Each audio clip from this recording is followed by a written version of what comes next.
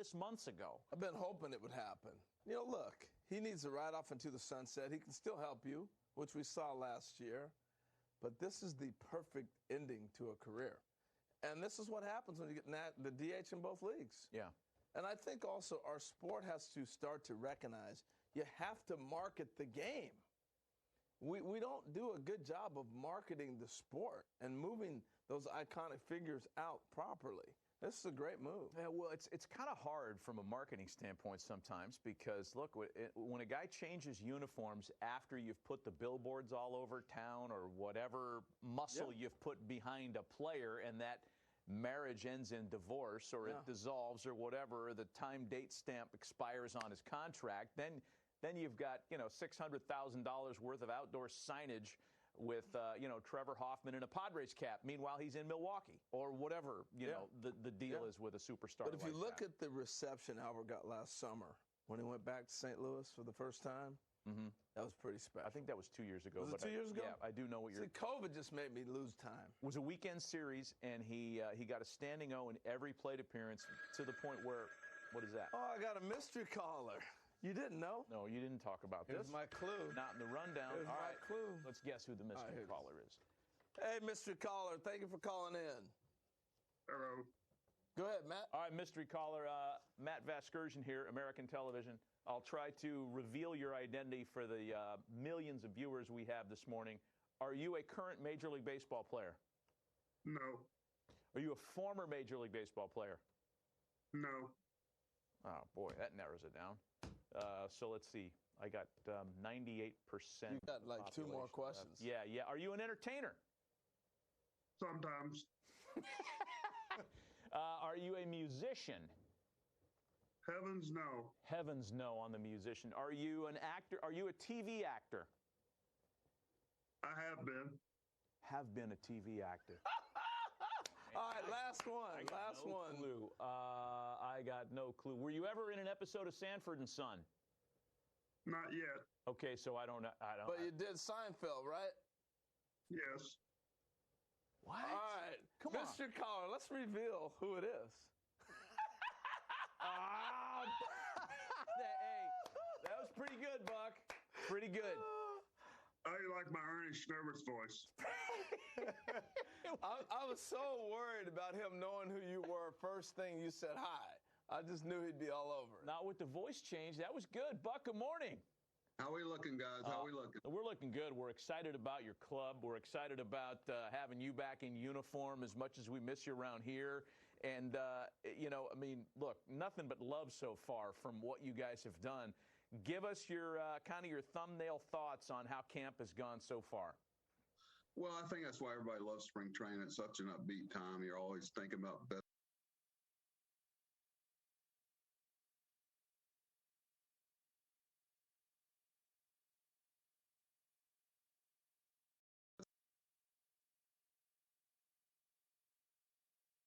Max pitch yesterday to a full house, and all felt right with the world yesterday with our fans. We had a lot of people very excited to watch those guys work. How did that come about, Buck, where you lined those two up yesterday, and why? Well, we kept looking at a way to separate them. If you look at playing the National League East, we have so many teams down here with the Nationals and the Marlins, and of course you don't like this late to starting the season to have those guys pitching against them, so you're trying to solve a lot of things. And finally, we kind of said, well, what if they pitched together? And they didn't want to pitch on the backfield in AAA games. They wanted to have the bells and whistles of a game with people in the stands. And it was just the best way way to solve it. And we're going to play a 6-inning game in camp day today to pick up the relievers that would have normally pitched yesterday. Hey, so you've had a combination like this before with two star pitchers like that, and they push each other. How do you see this DeGrom and Scherzer? Who's pushing whom? Because of what they've done, it's pretty obvious they don't need pushing. They're self-pushers, and they don't need us to bring somebody in here that has a good track record to be pushed any more than they do. Max called yesterday after Jake was finishing up. Jake had about 5 pitches left, and we had another reliever to finish the inning. Max called up and said, hey, I'll come in and relieve DeGrom. That'd be, he was fine to come in. Can you imagine Max running across the field from the bullpen to relieve Jake? But the crowd had to have gone nuts. No, it didn't happen because Jake was able to finish his inning. But that would have been fun. So, go ahead. I was going to say, so what, what young player? We know about Marte. We know Sealand Door starting to swing the bat. What young player has stood out and caught your attention? Well, because I finally figured out that young players are actually listening in today's world. I'm real careful about that. I'd say all the above, whether it's Beatty, Alvarez, Mauricio, some of the young pitchers. It's funny. We were doing the pitch comm on the sleeve where they push the buttons, getting ready in case they put it in. And all the catchers have been using it with the earpiece and the, headpiece in the hat. With 5 guys using it, second baseman, shortstop, center fielder, catcher, pitcher. But we couldn't get the sleeve to fit over Alvarez's wrist. So that kind of got my attention that we were going to have to get our own sleeve for him.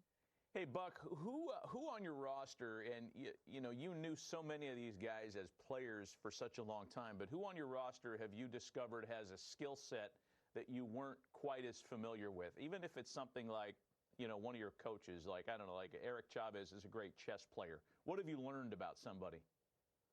I've had a lot of things verified that you thought about. You listen to people tell you about them, but you want to make up your own mind. I got to tell you, I don't want to embarrass anybody. There's some things they tell me in private that I really don't want to put out there unless they wish to. But I got to tell you, they've been as advertised. I don't think I've been around a harder working group. I can't get them to come out of games. It's almost like I have to. Another bat. I won't play another inning. They've got a real sense of urgency. And I wouldn't say that's been a surprise, but it's been very, very humbling to see how they go about their work. Joel Sherman heard that you were on the show, and even though he's not scheduled to join us for another 10 minutes, he wanted to ask you a question. Joel, take it away. Uh-oh. I'm not going to fake a voice and be your mystery caller, Buck. But I just wonder, you were hired during the lockout, and you weren't allowed to talk to your 40-man roster players. I wonder about the balance of getting a team ready in 3.5 weeks, but also trying to bond and get to know them, people you're going to have to be with and motivate for the next 6-7 months. Well, I think the big mistake, Joe, you'll make is trying to force relationships. It's not like you take DeGrom and Scherzer and make them locker beside each other. Are you kidding me? They're grown men. They can locker wherever they want to. And, I just want to make sure that, you take it slow. It's very much like the physical part of spring training. We could have played Marte probably 2 or 3 days ago, but, maybe he starts a little later, which he's not going to. He's right on schedule now, but you try to keep the end game in mind and the relationship. You try to take 1 or 2 every day, and you listen instead of talk because there's a lot of lip service goes around, and players, the sincerity comes through with players, and you can't force a relationship. You got to take it as it comes, and phoniness shows itself very quickly in the big leagues. You're around each other so much. And what I found, and because this is the first spring that kind of baseball, you've been able to freely move around and talk. And, we've still taken a lot of caution, but I think guys are really feeling a freedom of getting back into a real baseball environment, at least the routine in which they've been used to. And that's why it's been so upbeat for everybody in the spring, not just us. Hey, Buck, I know you got to get going, so I got 2 more questions for you. One, you got Al Leiter in camp right now. Keith Hernandez was there earlier. Really bringing these guys in. What's the purpose behind that, and what made you think of doing this? Well, I'm not the only one that has done it in the past here. These guys have been here before, but Al's here this morning. He's got a full lather going already. I think he's going to try to throw today. We got David Wright coming in next week. Mookie has been here for a while. Mookie actually got in the trenches and got after it. And just having them around and knowing that they're very important to us, and I want our players to embrace our history. We're not going to take a back seat to anyone, especially in the year where we're going to have our old-timers game. There's been over 65 players commit to it. It's going to be a special day. We're retiring Keith's number this year. I mean, this is a special time with the Mets, and our ownership has been so supportive of all these things. They're not free. And, willing to back everything we're trying to do. And now comes the responsibility and the accountability of delivering what we need to deliver. Hey, Buck, before you go, we just want our viewers to listen to one thing, and then I think I have an answer to the question that you asked of the media about a week ago. Roll that, guys. They got a drink here called the Voodoo Bucket. Have you seen that? No.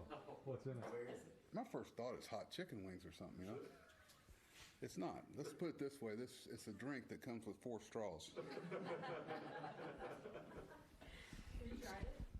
Not yet. Here's the answer to the question, I think. If you had a drink with 4 straws, Billy Martin, Adam Jones, Dom Cheedy, and Will Clark, are those the 4 straws that you drink with? And there it is. He's got the bucket. Someone brought it in that night. Now I know people are actually listening to me. I'm going to proceed with caution. There is the Voodoo Bucket, and it's appropriately named. I'm told by the people that they test stuff before they bring it in here in case someone's trying to poison me, and this was a form of poison. Trust me. Buck, we appreciate the visit, man. It's good to see you. You don't need us to wish you good luck, but we will anyway, and we can't wait to see you guys on the field come April 7th. Thanks for having me. We have some tough times. We're going to import the Voodoo Bucket. Love it. Buck thank Showalter you. joining Appreciate us you, man. Thank you. From St. Lucie. All right. The Voodoo Bucket's not as big as I thought it would be, though. No. But That was like a big Slurpee cup. I thought it would be like one of those troughs. yeah. Well, then you'd have people walking around like this, stumbling all over. Yeah, he didn't respond to my... That's kind of a question. Like, if you had a Voodoo Bucket, you and 4 straws, who are your 4 straws? Because I suggested for Buck, Billy Martin, Adam Jones, Dom Cheedy, Will Clark. I know 4 guys who he holds in high regard. I don't know. You don't know who your 4 straws would be? Think that through. I could put your 4 straws together. Yeah, you probably could. Tito Nanny, Mickey Brantley, Alvin Davis, and Jeter. Oh, yeah, okay. Or Amsinger. I was wondering where you might go. Jeter or Amsinger. Yeah, we'll see. I don't have to figure that one out. I have to think that one through. Let's get our that same thing like you're stuck on an island. You're gonna I like it. Let's get our guys render up a Voodoo Bucket with 4 spots. When we come back, Joel Sherman with some information on Albert going back to the gateway to the West. Costas has already broken out the Ted Drews and the toasted ravioli. They're partying in the streets. Bring of St. back Louis. number 5. Woohoo!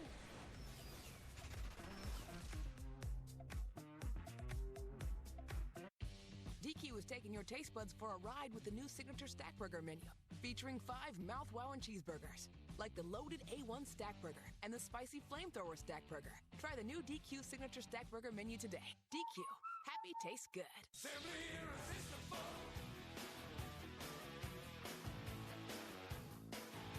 Simply irresistible.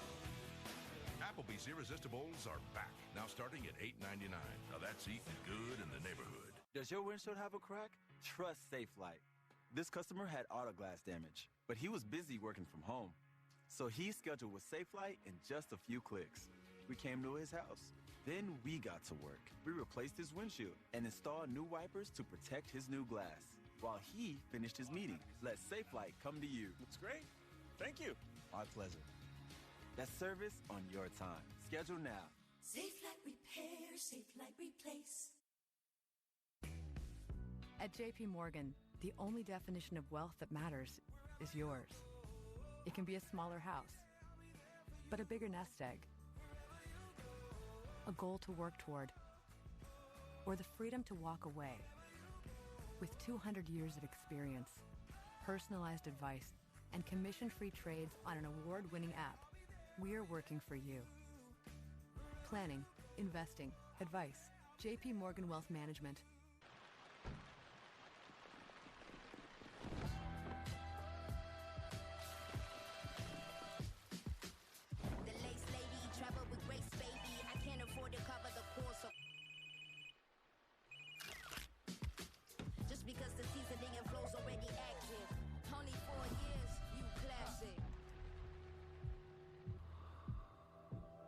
Every home should be a haven. IKEA.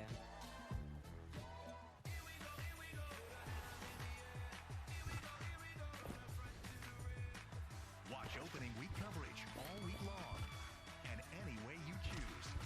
Only on MLB Network.